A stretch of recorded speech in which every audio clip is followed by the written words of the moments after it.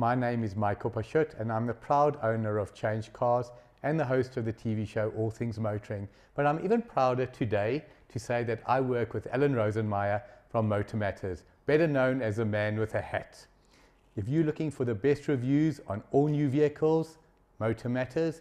If you're looking for the best deals on new or used cars, changecars.co.za, where every car is sold by a 5-star rated manufacturer approved dealer. Okay, Al. Now, Hey, we're back. We're back. Right. We haven't been around for a while, but we're back. I got a Palisade.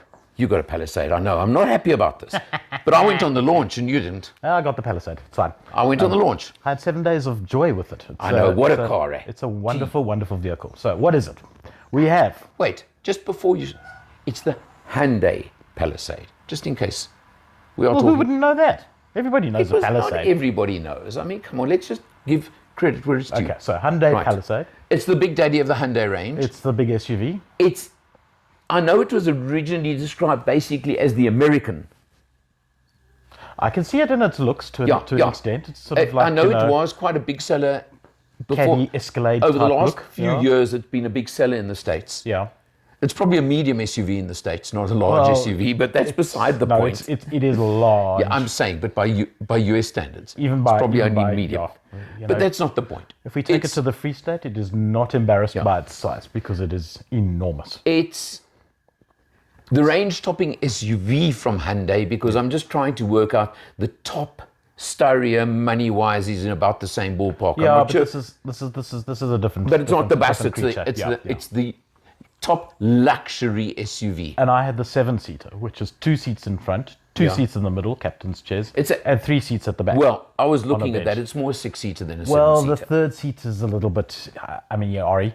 But at the back, you can get a full-size adult. Yeah, but There's that much room. yeah, but what I'm saying to you is, in that luxury category, you're not expecting to squeeze. No. So- It's a luxury 6-seater or a bit of a squeeze for a 7. I'll concede you're not going to take a 7th all the way down to the coast with you on your annual holiday. Because what we're they'll on get- about they'll is get- the fact they'll that get it's a got bit- the captain's chairs in the middle row. Correct. And you know what? I love that concept. Do you know what's nice about those Yeah? captain's chairs? What? Aside from them not being fully electric, Yeah. which is the only thing they don't have, is they're vented and heated. Yeah. And you've got climate control in the middle. In the middle row, so they really are looking after it.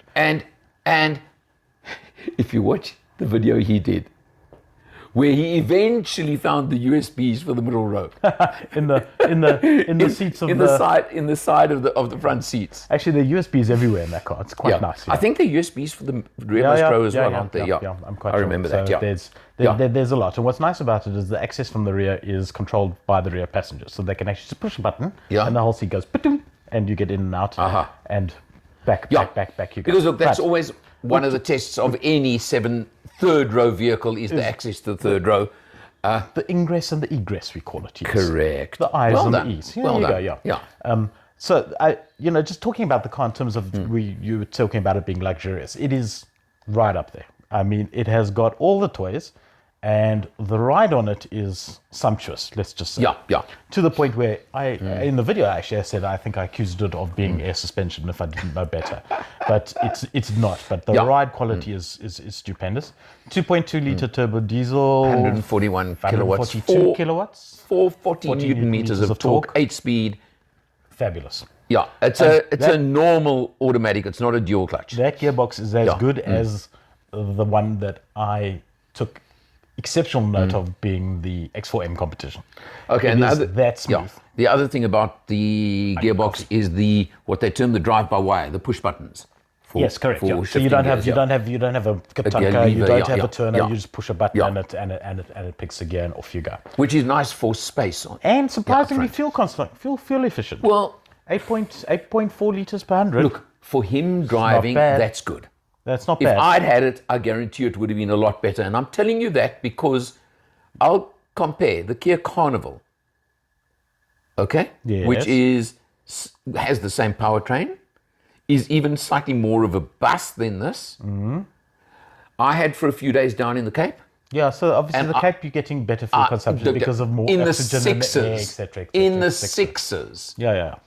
No, look, what I'm saying to you is that is an amazing motor, and fuel efficiency is just way top. we'll talk about Kia shortly, because as it happens, when the Palisade rolled off, the Sorento rolled in. Okay, but we'll do that in a separate. We'll do that in a separate video. Yeah. Okay. So, interestingly enough, I think that motor is perfectly matched to what the SUV is supposed to do. It's an all-wheel drive. You've got modes for sport, comfort, and eco. And you've also got and you've got all terrain modes. Yeah, terrain modes as well, which mud, is ruts, snow, rain, again. whatever.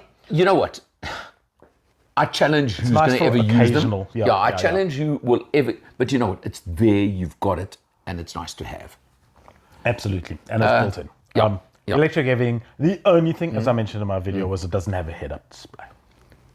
You know what? You know what? I'll get over it. Head-up display is still the connotation of performance. Is it? Yeah. Okay. I know there are some brands that are bringing them in. Suzuki, for example, where it's coming down to the more common market, can I call it? But SUV, people move a bus, whatever. Do you need a head-up display? Comes down to, do you need flappy paddles? It's got flappy paddles, and yes, you need them. You may not use them as much on the Palisade as you would in other cars, but they are there, and they actually. Okay. I mean, it's quite useful, because that gearbox is so good. You don't actually know when it's changing gear, so if you have to do it kind of manually, you know more or less what's happening under the bonnet. Not that you care. Yeah. No. But yeah, I thought the Palisade was a tremendously impressive vehicle. It should be up for COTI, I think. Well, no. Remember, COTI's only if it's launched in that current year, so it certainly missed the boat. Should have been in last year. Yeah, it should have been in. It was on the semi-finalist list, if I remember correctly, but I am speaking from memory, but didn't make the cut. The reason, in my book, is simply it's such a limited market But it shouldn't be. category. Let's look at the pricing. I mean, it's 1.122 million rand, which is not cheap by any stretch of the imagination. But given what you'd pay for equivalent elsewhere, it's extremely competitive. It is. It is extremely competitive. It's a niche market, and SUV, 7-seat SUV. But what I'm saying to you is that whether you like it or not, there are basically three players that are getting the numbers in that segment of the market, which of course is. We don't know who. Yeah. Okay. Whether you like it or not, and we don't know them either. But that's where it is. Hyundai. Look, it's a relatively new market segment for them, and remember they do have the Santa Fe, which is about 200,000 rand or cheaper, yet in many ways fills a similar role. Well, it'll be interesting to see how Hyundai chip away at that. Thing. I think they're going to. I think they're going to put some dents in there, because it really is a stunningly competent vehicle. And not taking zero away from the Palisade, I think so many people that look there would take Santa Fe and not go up to Palisade. That's just an opinion. 200 grand extra. Yeah. So it's a 25+% more. That's the thing. I think if people drove both, you might bums in seats. The good old bums in seats. You got to test it. You got to test it. So if you're looking for a large 6 to 7 seater SUV, you can get it with a middle bench. Yes. So remove the captain seats, then then comes an 8-seater. In theory. In theory, yeah. But I would still want the captain seats. I think it makes a difference. Yeah. And then actually I was going to say, but I need to find someone I trust to drive me, and I would actually like to relax in the captain seats, in the middle row. But I don't think it would be him. But anyway, couldn't put up with the money. Just needs an injection button. Well, it's got sunroofs. It's got a sunroof, yeah. 2. Yeah. Front one opens, back one's just sort of for glass roof story. It's very nice. Cool. Look, okay. You're in that market.